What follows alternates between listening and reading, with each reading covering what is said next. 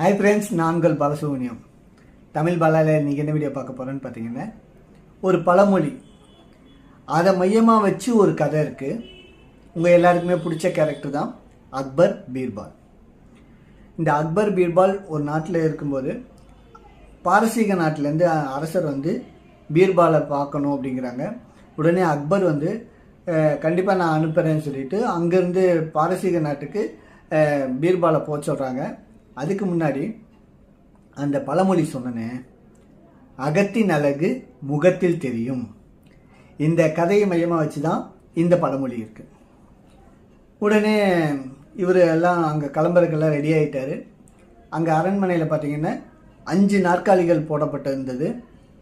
அந்த அரசர் எப்படியாவது பீர்பாலை சோதிக்கணும், அவருக்கு அவ்வளோ திறமை இருக்கே அப்படின்னு சொல்லிட்டு அவருக்கு சோதிக்கிறதுக்காக என்ன பண்ணுறாருன்னு, அரசரோட உருவ ஒற்றுமையில் இருக்கிற 5 பேரையுமே 4 பேரையுமே அந்த இருக்கையில் உட்கார வைக்கிறாரு, அந்த சிம்மாசனத்தில். அதில் அரசர் இருக்கார். மொத்தம் 5 பேர். பீர்பாலும் உள்ளே நுழையிறாரு. நுழைஞ்ச உடனே அரசரை பார்க்கணுன்னு நினைக்கும் போது 5 பேருமே ஒரே மாதிரி இருக்காங்க, யாராக இருக்கும் அப்படின்னு சொல்லிட்டு யோசிக்கிறாரு.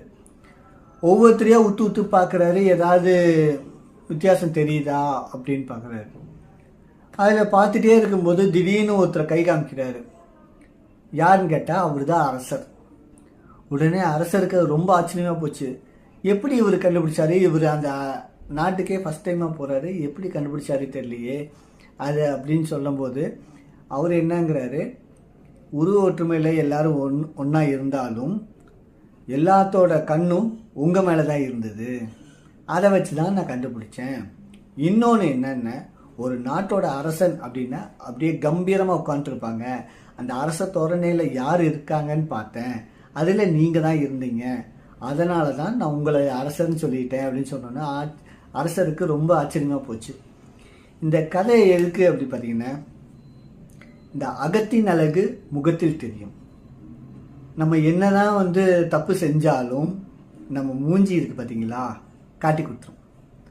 இவன் தப்பு பண்ணா, ஏதோ ஒரு தப்பு பண்ணியிருக்கான் அப்படிங்கிறத அதே நமக்கு காமிச்சு கொடுத்துரும். நம்மளோட பாடி லாங்குவேஜ் ஆகட்டும், இல்லைன்னா நம்மளோட ஒவ்வொரு செயலாகட்டும், எல்லாமே இதில் அடங்கிடும். அதனால் நம்ம தப்பு செய்யும்போது பார்த்து தப்பு செய்யணும். அப்படி தப்பு செஞ்சாலும் நம்ம முகமே காட்டி கொடுத்துரும் அப்படிங்கிறக்காக தான் அகத்தின் அழகு முகத்தில் தெரியும். Okay friends.